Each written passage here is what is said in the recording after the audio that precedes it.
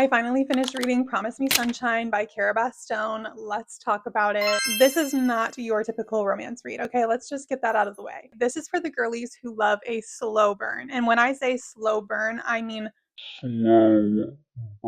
In this book, we are following Lenny and Miles. Lenny is dealing with the death of her best friend due to cancer, and she is experiencing some very intense and life-altering grief. She ends up babysitting for this woman and her daughter, and that is where she meets Miles. Miles knows a thing or two about grief himself, as he has experienced some extreme losses in his life as well, and he offers to help Lenny with her grief if she will help him to bond with his niece. And that's really what is at the core of this story, is the two of them just becoming the best of friends. This is a friends to lovers. Yes, this is a romance, but honestly, it's more so about grief and friendship and loss and love. I thought the subject matter of grief was handled beautifully in this. I have not personally experienced grief to the extent that our main character Lenny has, so I can't speak to the accuracy of its portrayal. But from what I can tell, Cara Bastone did a fantastic job handling this dark subject matter. I gave this a 4.5 out of 5 stars. It was just shy of a 5-star read for me.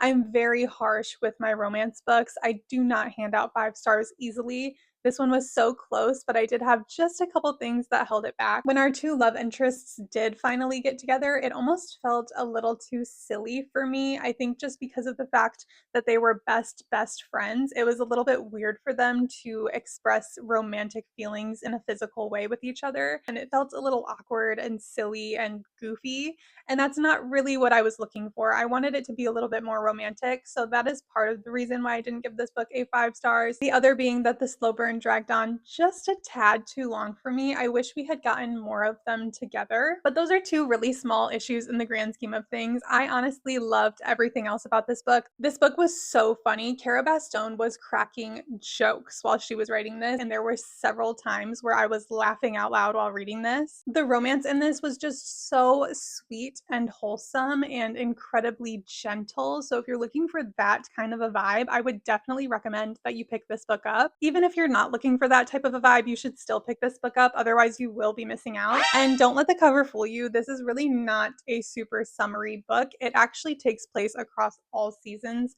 so you can still read this even once summer has passed. I cannot recommend this book highly enough. I loved it. This is one of my favorite romances that I have read all year, and I think Cara Bastone is going to have to be an auto-buy author for me moving forward. I just loved her writing style.